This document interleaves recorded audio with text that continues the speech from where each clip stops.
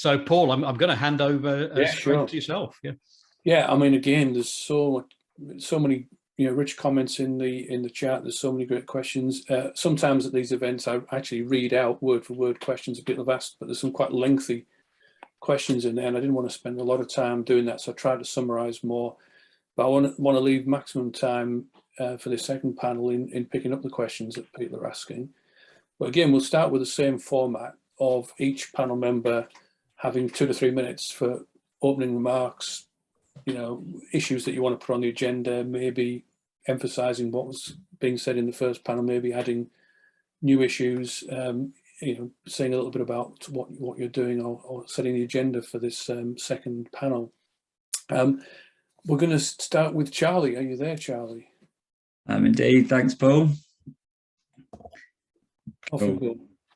So yeah, hi everyone. Thanks for being here, and it's great to see you all. And again, thanks for Steve for the invitation. It's great work you do, and hopefully we'll meet very soon. But I'm Charlie Penwarden, and I'm a former mental health professional, having started training at the ripe old age of 17 and a half, which is a hell of a long time ago now.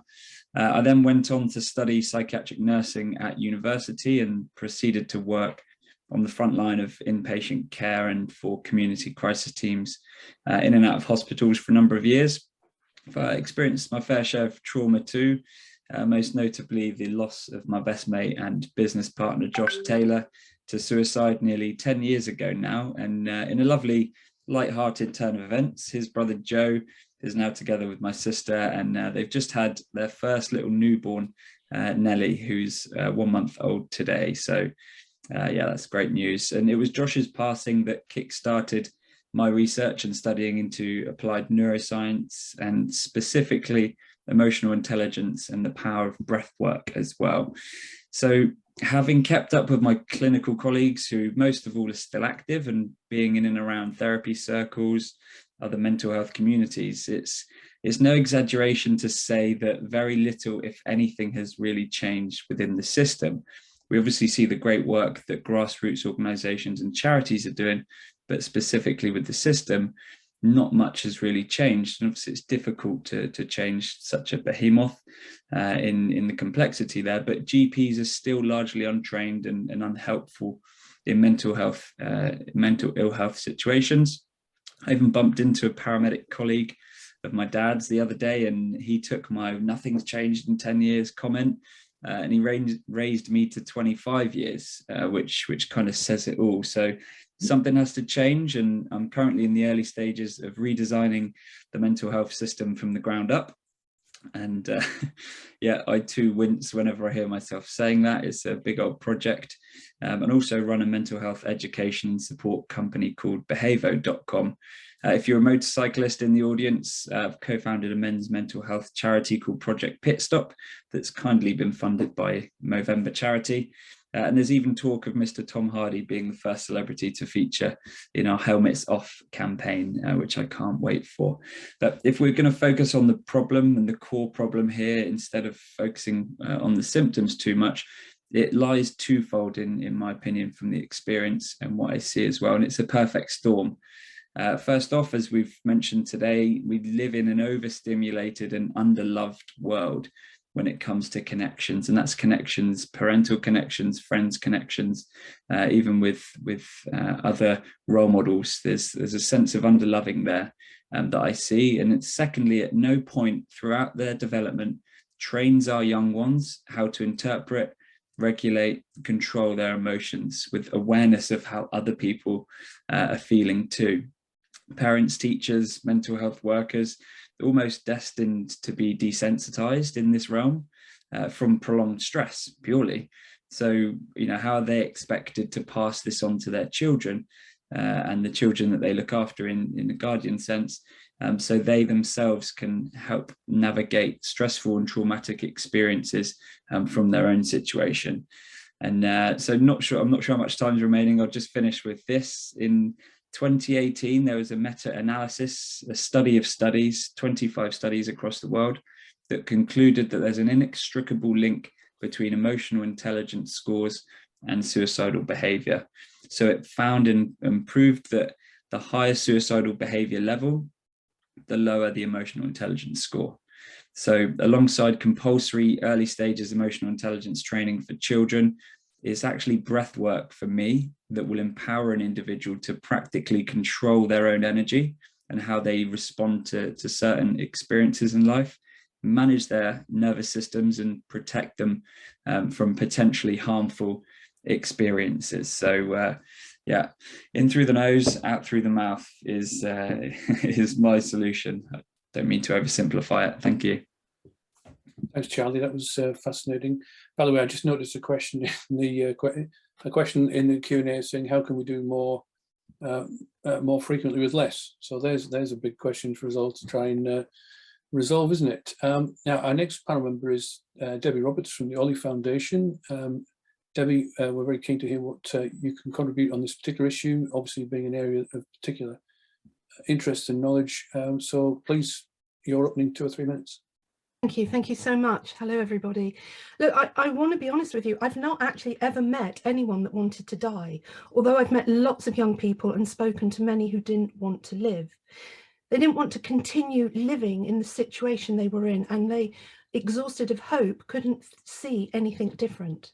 So despite the many causes that could lead someone to consider suicide, there is an algorithm that I will offer you, a constant. When pain or an overwhelming situation exceeds our resources for coping with that pain and we lose hope that anything can change, well, that's when we can see suicide as a viable option. If this conference was happening 400 years ago, do you know the age group we would be most concerned about? It wouldn't be teenagers. We'd be most concerned about our 7- and 8-year-olds. Why? Because this was the age they were sent into service. They were shoved up chimneys or worse. Suicide is actually often a solution to a problem. In fact, it's nearly always a solution to a problem. For those 7- and 8-year-olds 400 years ago, they had no power. They were cold, hungry, beaten, separated from anyone who loved them. Many simply couldn't face another day. So the question today for me is, how are our children in 2022 starving? What are they starving for? How are they being beaten? How are they feeling unlovable? The wonderful film The Wizard of Oz provides a useful metaphor to explore our current provision for young people who are overwhelmed. If you recall, Dorothy and her friends all needed fixing in one way or another, and they believed the only one who could do that was the great and powerful Oz. And as you also know, he wasn't actually that great or powerful and couldn't fix them, but he could remind them of their innate resilience and qualities that they already possessed but just didn't recognize as strengths. For me, the yellow brick road represents the period of time our young people are languishing on waiting lists, waiting to be fixed. And of course, some of those young people will need others to support them and will benefit from a range of interventions. But others will be more like Dorothy, who just need to be gently reminded of their own inner well-being and how to tap into it, and that they always had the power to go home. So I echo this morning's speakers, Dr. Green, Johnny, and Paul, in saying we need to upskill everyone, educate the uneducated, as Paul said, including our professionals, our teachers, our parents, and our children and young people. At the Ollie Foundation, where I work, we find that wherever a young person is along that journey, whatever the fix looks like, an understanding of how thought works and an understanding of how our inbuilt survival system works, often showing up, I know, as stress and anger and anxiety, but what we can do to stay in control of this incredible system of ours can be a game changer. When children and ourselves are clearer, when we understand the neurobiology of emotion and how their thoughts literally impact their environment, it's like having a superpower. So in addition to everything that's been said today already, I'd like to add that we need to consider not just how to manage crisis, but how we prevent crisis, and our assumptions actually about what suicide is and what it isn't, because those false assumptions often get in the way of effective prevention and intervention. We need to debunk the myths, as Dr. Green said earlier. We need to educate the uneducated. So thank you very much, and I look forward to the rest of the panel. That's great. That was very thought-provoking, Debbie. As you say, you know, children not wanting to die, just not wanting to live. I think that's a very thought-provoking comment. Also, you know, the analogy with sweeping chimneys I found interesting, because I mean, I remember Parliament many times, changing the age at which children were sent up chimneys until George Smart invented chimney sweeping equipment, so none of them needed to go up chimneys. Right, okay, I'm going to move on to Daniel now. Daniel Wilshire. Daniel, your 2 to 3 minutes opening comments. Brilliant. Hello, everyone. Just again, going to reiterate, an absolute pleasure to be joined on the panel and to hear about the work everyone is doing. Really inspirational. In terms of myself, so I run an organisation which is basically focused on creating change, on changing the mental health landscape within education and corporate through staff training, public speaking, student mentorship, consultancy, and digital content creation. My journey started when I was young. I kind of had the loss of 3 grandparents at 5 years old, parents divorced at 6 years old. Dad was an alcoholic, mum a workaholic, and lost my father to suicide at 9 years old, which greatly impacted my journey through education. And my way of coping was to go into drive mode. So I was a very high achieving student, head boy, straight A stars by year 11. But I'd been leaving breadcrumbs of behavior through my journey through education, hoping that someone would notice, because I didn't have the tools to be able to communicate those things vocally. And so a lot of those behaviors went unnoticed through my education, and then resulted in me kind of falling from that model student to then going through 5 years of drug abuse, trading my straight A's for class A drugs, basically skipping college, dropping out of university after 3 years, having a failed business, struggling in the corporate world, to then going through 11 months of psychodynamic psychotherapy and medication just around about 3 years ago. And a year after finishing that medication, set up the business that I've launched now. So my journey is very much so focused on going back into the environment within education to not only give the students the skills and the knowledge that I know now, but to also give staff an understanding of behavior, again, all the realms of kind of mental health specific to my journey. In terms of what I wanted to focus on today, because I appreciate a lot of people, a lot of the panel interview, we've talked about these overarching structures that really in detail, kind of social media, the importance of education, which I think is, of course, one of the fundamentals. Just to add on to that point, I had someone the other day that said on a post of mine that mentioned education is really important, but so is mental health. And straight away I thought, well, mental health needs to also be education. It needs to be the same thing. And I think that's one thing that needs to change. We view it as a PSHE lesson or something we can talk about in PSHE. We view it as kind of almost like a side project, when I believe 100%, and as you guys have mentioned, it needs to be woven into the curriculum. Because the more that people feel confident from a contentment point of view in terms of their well-being and mental health, the better academically we do. So I want to go into depth about kind of social media as well, and talk about actually what that looks like in terms of teaching to students. I want to also talk about the staff training as well, and how important that is, and the approach that I believe is needed to be taken from that perspective, and also how we manage behavior and behavioral policy within education, specifically around our most vulnerable students, which I have a lot of insights from the people that I've been mentoring. So those are the topics I'd like to delve into a little bit today, and to, of course, add value into any other areas where possible. Thanks, Daniel. And last but not least, we have Sarah Ray. Over to you, Sarah. Thank you. Hi, everyone. I just want to echo everybody else's input that it's absolutely amazing to be here today. So thank you for the invitation. So very briefly, a little bit about my background, and then what I'd like to focus on today. My background is in education. I was a teacher and a head teacher for over 20 years across Yorkshire authorities. I've always had a passion about mental health and well-being. Unless that's priority in school, nothing else will happen. I left education in 2018 and started my own consultancy company in 2019, and now work with a number of schools. I run projects in Doncaster Opportunity Area and Bradford Opportunity Area, but I work in local authorities all across Yorkshire to support with mental health and well-being. And that my work and being in school gives me that experience and the first-hand knowledge of what's happening in schools at this current time. And that's what I want to come with today, and look at it from a school perspective, building on what Daniel said really about training and what, making sure that we've got that support in schools.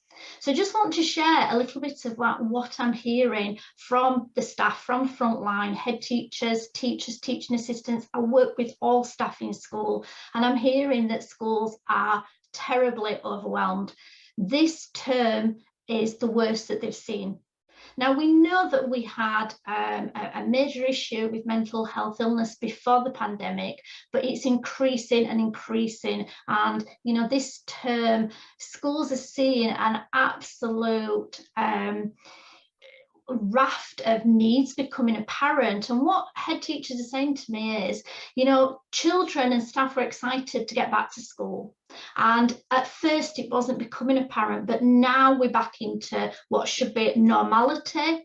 You know, exams are taking place, SATs are coming along, GCSEs, the pressure of academic achievement is still there, is back, Ofsted. And schools are trying now to, you know, spin those plates, but actually the need is becoming more and more apparent. Still huge absence rates of teachers due to COVID. And of course, teachers and school staff have been impacted in their own way and experiencing their own mental health issues relating to life, home, as well as work. And so what we're finding is there's a widening gap between the ability of schools to meet the needs and the increase in need at different levels. The difficulty schools are finding, of course, is having that capacity of staff, funding. Many schools are seeing that they need more pastoral staff, they need more nurture, parental involvement workers. There's a huge, huge you know, issue around families mental health. Schools are going out into the community, economic hardship. There's so many issues for families, which of course impact on our children and our young people. They're having that knock-on effect of seeing parents who are struggling. So schools haven't got the capacity of staff, and of course many staff are not trained.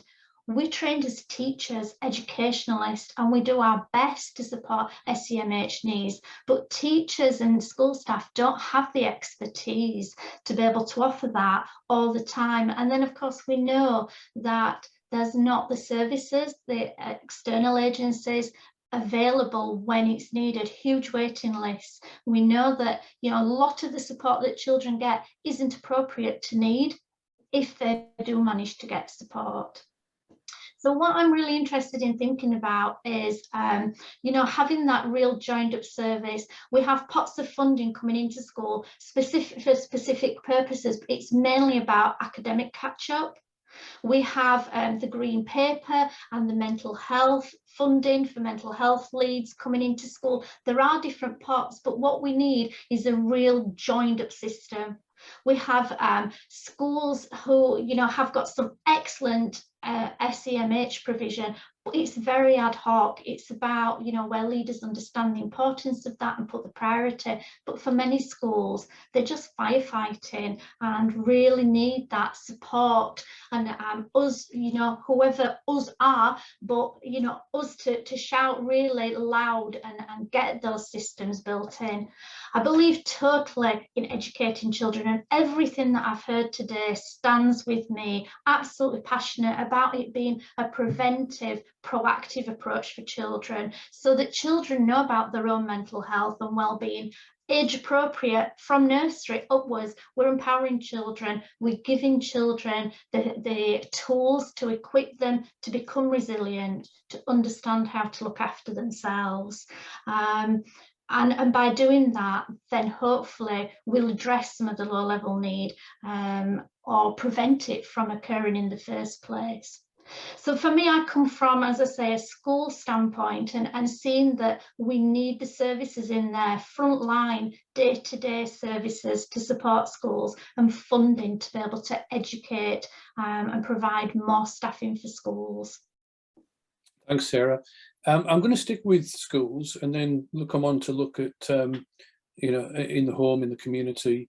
But yeah, let's, with this second panel in particular, let's sort of think about the role that schools can play. There's one of the questions that was asked was asking for good practice. Do we know any schools that are actually doing this well? So I mean, that's always a good question to ask, which we may or may not be able to point people to. And if anybody attending knows any particular good practice examples, please do put that in the comments. Another way of looking at this is that if good practice existed, what would it look like? You know, so if schools were doing the things that ideally they should be doing, what would good practice look like? So I'll put that question to the panel. I'll chip in here if it's all right, Paul. Yep. I'm currently working with a great organisation called Teen Tips, founded by Alicia Drummond, and they've set up the Wellbeing Hub. And the Wellbeing Hub is a subscription-based school system that's digital, and it affects different roles. So the individual, the teacher, and the parent can all access different areas of the Wellbeing Hub, and that then means that there's one single point of truth for mental health, emotional intelligence, and everything that's going on around the well-being of the pupils from that particular hub. And that's being rolled out in tens of schools. I think there may be over 100 schools at the moment that's happening. So I think something like that is a really great initiative to bring them all together and to be able to disseminate and assimilate the knowledge and the expertise from a central port, and then, you know, distribute that out widely. So yeah, Teen Tips and the Wellbeing Hub is one thing that I've seen as an example. Thanks, Charlie. Sorry, Daniel, go on, please. Yeah, sorry, thank you very much. I think there's a kind of, in terms of best practice from schools, obviously it needs to be a very much so holistic approach, but I think one of the things people were talking about was obviously budget and kind of where do we have enough budget. We have seen obviously mental health spending within education has doubled since 2017. So there has been a massive increase in spending in the education sector on mental health and well-being services. However, there are brilliant things schools can do that don't cost budget. And when it comes to well-being, I think a lot of it it's not really rocket science. It's how do we get the schools to implement these things? Because there's many things we can do. For example, internal podcasts. Do you have a social media account? Can we meet the kids on their platform, on the iPhone? Can you have a page which you dedicate a Wednesday to well-being?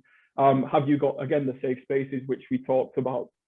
Are you training just safeguarding leads in school about mental health, or are you training full staff? And that doesn't have to be on mental health first aid training courses, although they are extremely important, but can you bring external services in to raise awareness, to teach them about behavior in the classroom, to show them what it can look like, to give staff the skills and the tools to be able to feel more confident handling that conversation. There's a statistic, 51% of teachers don't actually feel comfortable having conversation around mental health within education.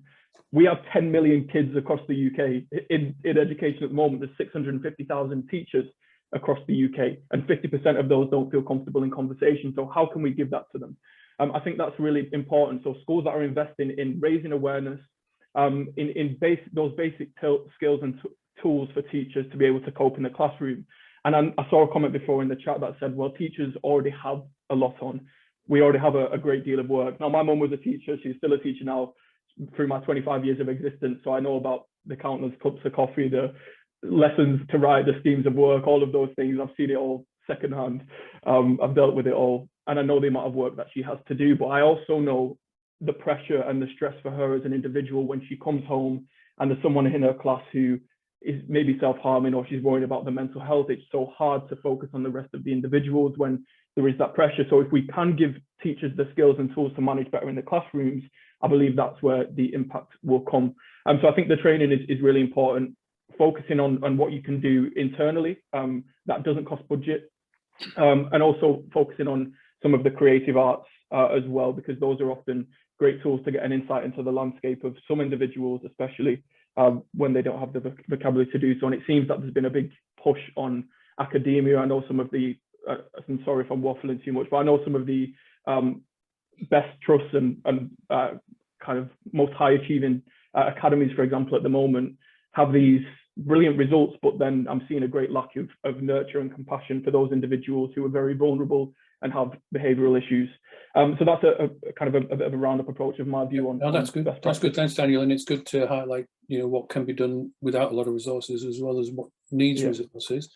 And another question is often useful one in terms of, if money was available, what's the best way of actually using that money? I've also just noticed in the chat a few comments from people saying that they've tried to offer help to schools and the schools haven't been so receptive to it, and maybe busy or maybe not understanding issues, or not thinking about where's the best start point. So maybe that could be picked up as well in terms of how we can best work with schools and help them to help others. I'll go to Debbie next because she's got a hand up. Oh, thank you so much, Paul. Look, we talk about training. The training needs to happen when teachers, nurses, GPs are doing their basic training. It's not an add-on over here. It should come first. We should have that trauma response education. We should know, as Charlie talked about, emotional intelligence. This comes first. I think Charlie said earlier, and I think Sarah also, we can't do this bit if this bit isn't working well. This has to come first. The Ollie Foundation was set up by 3 parents who each lost a son to suicide. When they looked at what safeguarding meant within the schools that their children attended, it meant lots of wonderful things, but there was no suicide prevention. Often suicide prevention is a twilight hour. It's an optional thing. Teachers are very busy. They have multiple commitments. And at some point, no matter how important this is, it's just one more thing that I cannot do. It has to be embedded. But I would argue, rather than it may be an add-on now that we're in post, make it part of our basic training, because that's going to change the landscape completely. And while we're at it, why don't we include that in our pre-parenting, when our mums and dads are expecting children? Why don't we throw a bit in there as well? So, I'd also like to talk a little bit about the fractals we see in life generally. There was a study, a meta-analysis, that looked at 3 types of parenting and the suicide risk. Group 1 were parents who were absolutely on it all the time and would have got a tick from everybody as being really lovely, wonderful, supportive parents. Group 2 were sometimes on it, but frankly, sometimes not that great. And Group 3, sadly, shouldn't have been allowed to even own a dog, let alone a child. When they looked at the suicide risk, do you know which group was really most at risk? It wasn't Group 3, it was Group 2. It was the group where they weren't sure, the shifting sands. They didn't know if one day they were going to get a hug or a clip around the back of the head. And we've all gone through something like that in the last 2 years in terms, and this is why I mentioned fractals. We've all gone through a shared trauma, and this shift in, is it safe, is it not safe? Are the rules this or that? Can I go to school today with a mask on or not? Is it my turn to go in? This kind of uncertainty at whatever level causes a lot of issue. So, you know, I cannot stress enough, a trauma-informed approach is important now, but it was always important. I think I've probably said enough at this. Yeah, no, thanks, Debbie. Sarah. I agree with you totally, Debbie, and many schools now are going down the route of being trauma-informed schools and having that training. Just kind of going back and thinking about what schools can do, I think, you know, I mentioned earlier about having this universal approach and then building onto that the graduated approach. So, you know, making sure that all children are educated. And I advocate, we talked about, you know, schools have very little funding, I'm really aware of that, but Public Health England have the 8 principles for emotional health and well-being, and I work with many schools who build a whole school approach and culture, and it's that golden thread that weaves through everything. It can't just be an hour a week PSHE lesson. Yes, they're important, yes they really are. We have the new RSE curriculum now in schools which does address mental health from primary age, but it's not enough. It's about how then we embed it in day-to-day life in school, so that every staff member, you know, teachers, teaching assistants, dinner staff, admin, everybody understands the importance of mental health and well-being, and children have consistent, deliberate botheredness, so that, you know, they have that emotional and physically safe environment to be able to learn about themselves and build those strategies. I agree totally about the power of the breath and building a child's emotional intelligence and resilience. And we can do this at a whole school level at a very little cost, but it's about schools understanding and about, you know, there's so much happening at the moment in schools. They are firefighting. So it's about them just standing and taking time and thinking every school's doing the very best they can for every child, you know, and we need to stand with them in a place of compassion and offer them that support of saying, this is a way to take this forward, to embed this within school.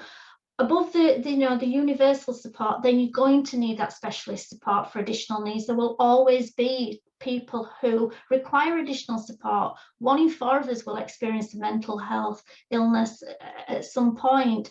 You know, every one of us has mental health. Every one of us experiences mental ill health at some point in our lives in whatever capacity.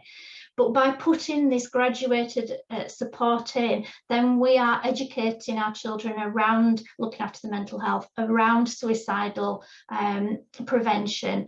And then we're offering that support too. And it can be done on a very low budget, but it's just about, you know, educating our schools. And lastly, just to pick up about, you know, people offering support for schools and it not being taken up.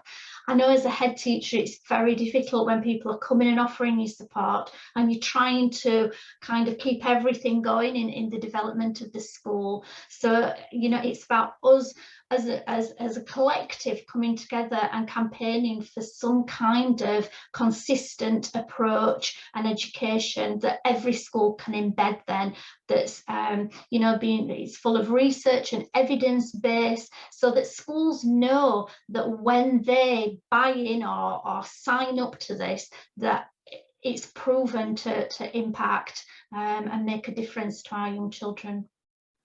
Thanks, Sarah. Covered a lot there. I'm conscious that, again, looking at all the questions here, again, we're not going to cover all the questions. It's also been suggested we might have a follow-up event to this, which we've done with previous events, which sounds like a great idea, where everybody can discuss these things in more depth. One of the questions that was actually asked to the previous panel, to the first panel, was about supporting children and young people with disabilities, especially autism and or learning disabilities and the mental health issues related. Is it anybody aware of, you know, anybody want to comment on how schools are you know, tackling issues like that, charities that support, places that people could go? I think now, you know, we're becoming much more aware of the vast needs of children with different learning needs, with SEND, and it's about, you know, listening to the child's voice as well. We spoke about that child's voice in the first, with the first group of experts, and really understanding that it's unique for every child, that their journey and their requirements are different, and it's about recognizing what we're able to give in mainstream and then what might be needed in addition. Schools are very good at being able to access other organizations, so when there are, you know, they're on waiting lists for professional support, schools are good at being able to signpost parents to other organizations so that we can have that joined up link with parents and with children and with school, to make sure that we can support them as much as we possibly can.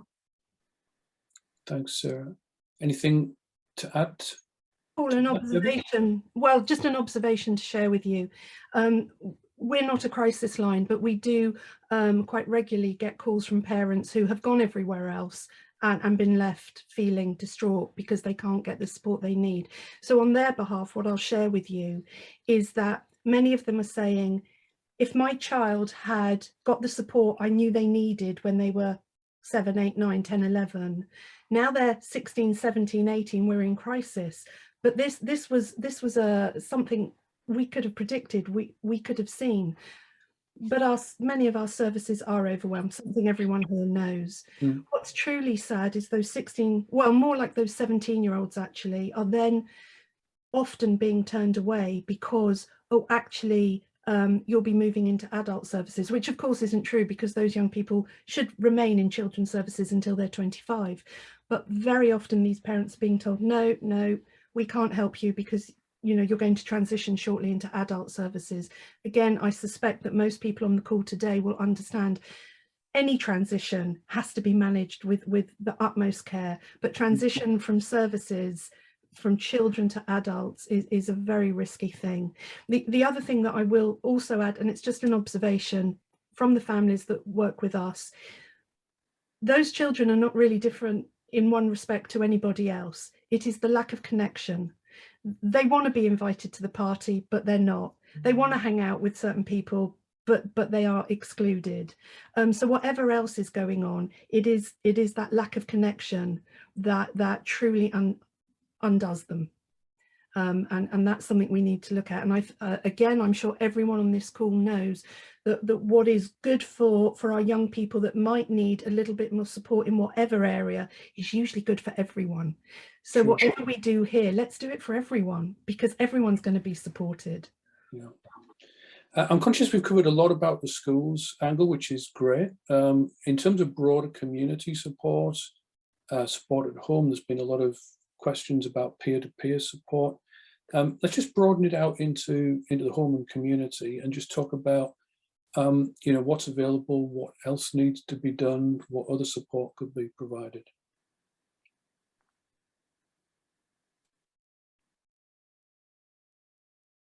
Don't all rush at once. Well, I'll step in while others are collecting their thoughts. I said it in my little opening, and that for us is that there are a lot of false assumptions. And one of the things that the Ollie Foundation does day in, day out is have conversations with people to unpick and help them explore when we're thinking about suicide, because that's where we're coming from. Often the assumption is if there are suicidal thoughts present, it's indicative of a mental illness. But the truth of the matter is, many of those parents who ring us, who've been sent home from A&E, who are so frustrated, what's going on? You know, my child just tried to end their life. There has to be a mental illness. There often isn't. And this is something we need to be really clear about. So yes, we will see suicidal thoughts in those that live with mental illness, but we also see it in the 14-year-old girl who just found her naked selfie that she had shared with her boyfriend has been shared with their whole school community. She didn't have a mental illness, but she's now lost capacity to manage the situation and doesn't know a way out. If we can get clear, as I said in my opening, what suicide is and what it isn't, and this is true for all of us, for parents, for young people, because even our professionals don't reach out for help lest they're judged as mentally ill. I think a number of people here will know that our blue light professionals are at significant risk. There are many industries where we see significant risk. And one of the problems we hear time and time again is the fear that I'll be judged, the fear that they'll think less of me, the fear that this is a mental illness and what it will mean in terms of my work. And we could unpack that particular issue all day. So I'll hand over to the other panelists. Okay, thanks, Debbie. And please, other panelists, use opportunities to raise other points, important points you think we haven't covered so far. Yeah, just in terms of social media as well, because I think it's kind of intertwined as well with a little bit from the kind of parenting and what's going on at home and also important within the schools. But it is kind of that triangle, isn't it, of kind of your home, school and your social circles for kids within education. I think if any link, any kind of chain in that link is broken, then there is increased risk. For example, if you have a school to a child in primary school or secondary school who is being told from that institution, okay, it's great to speak, we can talk about mental health, these are the things that are going on, come to us with any problems, it's a safe place to speak, yet they go at home and they have a parent that's saying, okay, well, don't tell school that you're going to counselling, or don't tell your friends because they might think this of you. There's a break in that chain. And so I think it needs to be the education across, obviously, all three of those. How we do that is a very tough kind of problem to solve. I know a lot of schools that I'm working with at the moment, when I'm talking about training staff on kind of the journey through education for a child who's been through trauma and looking at mental health literacy and all those things, and now organising talks for parents or webinars for parents, which was something a year ago I'd never had any conversations around. So I think even from the school's perspective, there is a change in understanding of that, wanting to build a community with the parents, with the students and the staff as well. But I do believe there does need to be more education on that within the home as well. But like I said, it is such a broad topic and a complex problem to solve. Knowing where to start is tough. I agree that it's, you know, it's a community-wide, you know, I know I've spoken a lot about schools, but it's that ripple, isn't it, of the community that surrounds the school. And you know, following on from what Daniel said, you know, parental involvement, parental understanding, working with schools is a huge need around support for parental mental well-being, and parents to understand about the children's mental health and well-being, and how to talk to the children. How, you know, that we spoke in the previous session about sometimes parents are scared to open those conversations because they don't know how to respond and to support them. So it's being able to have appropriate support for parents. And again, you know, that's a whole different topic and a huge area to start delving into. But I think it's that community-wide understanding and knowledge that's vital as well. Charlie, do you want to add to that?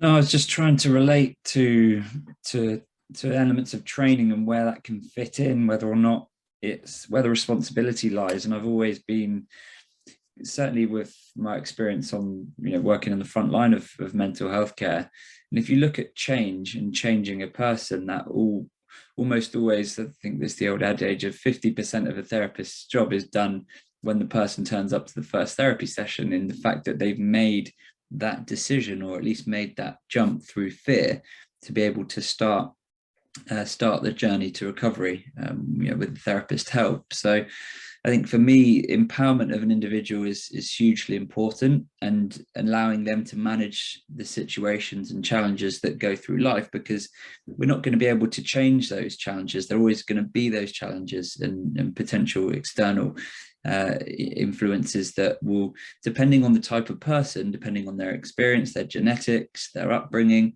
will react differently. So if you can really, you know, the key thing that we're going to be focusing on with the mental health system is to empower the individual in their knowledge, in their training, to make sure that when, you know, things do happen, like Debbie mentioned, you know, when you get to suicide, it's usually emotional dysregulation with an event trigger that causes this perfect storm. And there's obviously other ways. Certainly depression isn't usually that way. If somebody suffered from depression leading up to suicide, that doesn't really affect them too much. But if you can intervene at that point where somebody has their own tools and empowerment themselves to make those changes, or to not, you know, do an act like that, then I think that's key for me. And I think where that fits into the journey of a child is important. So does that happen, you know, at prenatal? Does that happen at the same time in the early stages of a child's life with the parent?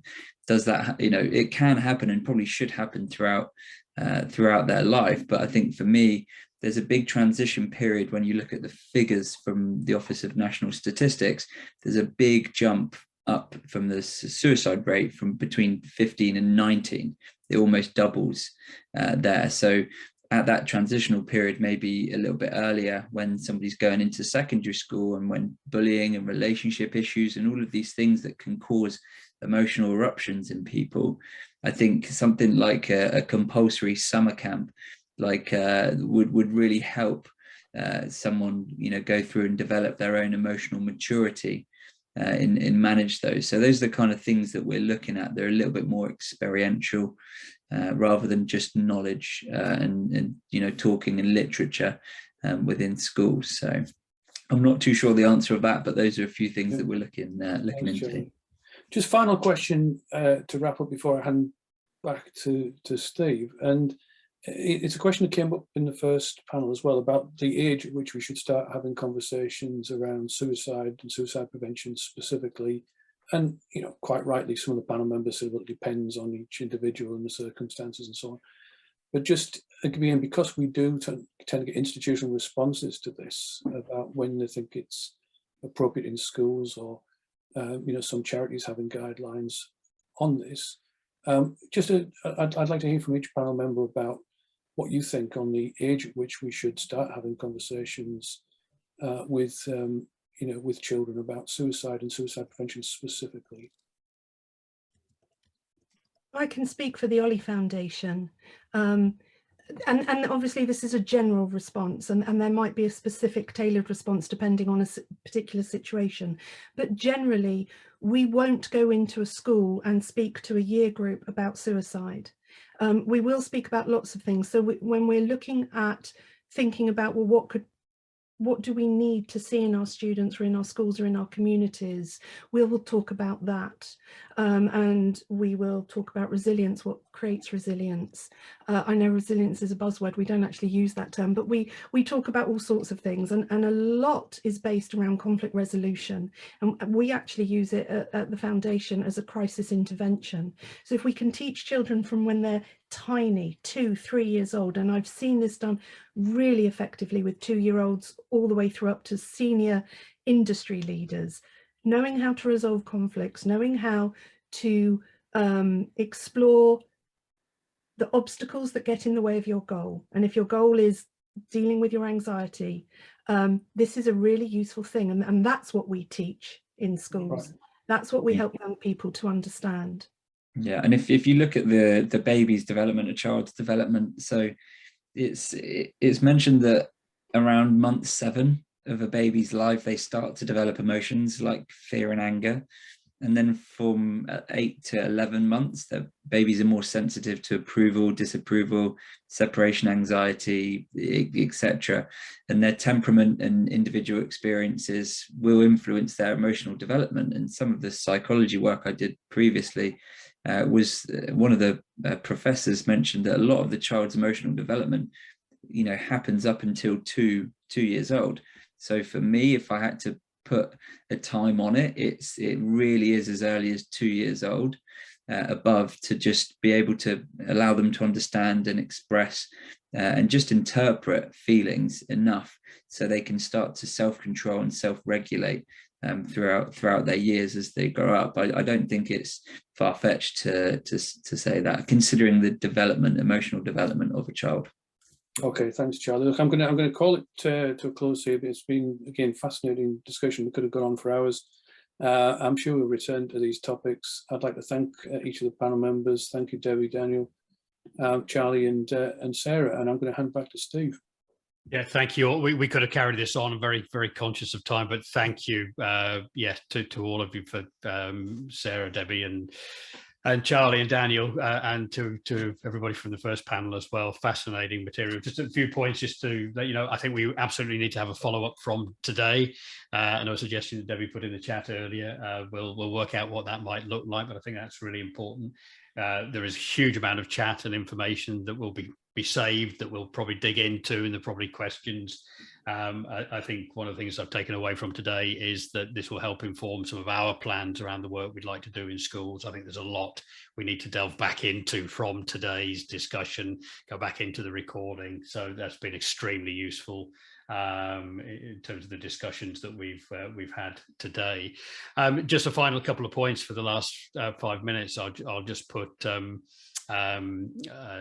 couple of slides up here, and let's just talk about a key event really to share with everybody. I know you've probably seen some of this information on our social media channels, but one of the key words I've taken away from today from the first panel group and the second has been the word joined up, and communities coming together. And the baton of hope, for anyone not familiar with this, born out of conversations that the Jordan Legacy has had with a number of other key individuals, and we have now committed to putting on what will probably be the largest suicide awareness and prevention event that this country has seen. It will happen in the spring of 2023. We've already got significant backing and support from government, from the media. Just this week, BBC Breakfast and the BBC bosses are committed to doing a regular feature on the Baton of Hope as it develops and as it happens next year.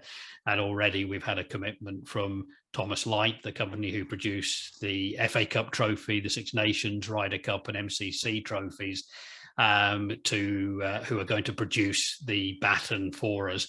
So this is going to be big, and what is important as the baton travels around the country is what happens in each of the regions and communities, including schools, who are all going to be able to take part in this, and there will be communication packs coming out over the next several weeks to regions, is that this is about making a loud statement about the importance of preventing suicides, supporting mental health, and how regionally everyone comes together to make this happen. It's really clear to me from listening to everybody today, there is the expertise and the resources are there. We need to find ways to pull them together and implement and make these things happen in a really practical way in our communities. So look out for all the information on the Baton of Hope. There'll be much more coming. And just really a final slide to share. Sorry, I've got one backwards here. We regularly meet with the Department of Health and Social Care, and it's been really interesting to hear really the thoughts of the panelists today in terms of what should happen, because I asked for an update on government activity at the moment and received an email from them yesterday where they told us that an additional £79 million has been added to the budget to expand significantly children's mental health services through 21 and 22, and that they're on track to have mental health support teams covering 25% of the country by 2022 and 23, so they're ahead of their targets, and by 24-25 they expect that to be 35%. NHS England and NHS Improvement have announced a further £40 million to be invested to address the impact of COVID on children and young people's mental health. And the Department of Education, £7 million for wellbeing for education recovery has been provided for expert training support and grief support and trauma, etc. In October 2021, schools and colleges were able to start applying for a training grant for senior mental health leads, which is worth £1,200 per lead towards the cost of training. And around 6,000 schools and colleges have applied so far. And also, NHS England and the NHS Improvement have consulted on this now to introduce a 5 new waiting time, 5 new waiting time standards as part of its clinically led review. So the government will show statistically that there's money being put in an effort, but I think kind of what I've taken away really from today is that kind of money and investment is one thing, but we need real practical action on the ground. And as Daniel kind of alluded to as well, there are things that can be done that don't always require money. It just requires us all the expertise that we've had around the two rooms today to kind of come together and see what we can do to make a real difference, is certainly what I've taken away today. So thank you all. It's some of the feedback and the comments have been amazing today, but just want to thank you all again, and I will drop you a line individually following today's event. But thank you to everyone who's joined us today. The numbers are just dipping off. I know a lot of people that will be watching this on the recording, but have a safe, healthy, and obviously hopeful rest of your week. And thank you all. We'll be in touch very soon. Take care. And Paul, just a word. Thank you as always for your impeccable facilitation and hosting today as well. Gives me an easy ride actually during this these sessions. So thank you. It's one of the liveliest chat sessions I've seen. Yeah, been excellent. Really good. Johnny, good to see you. Paul, Lynn, thank you.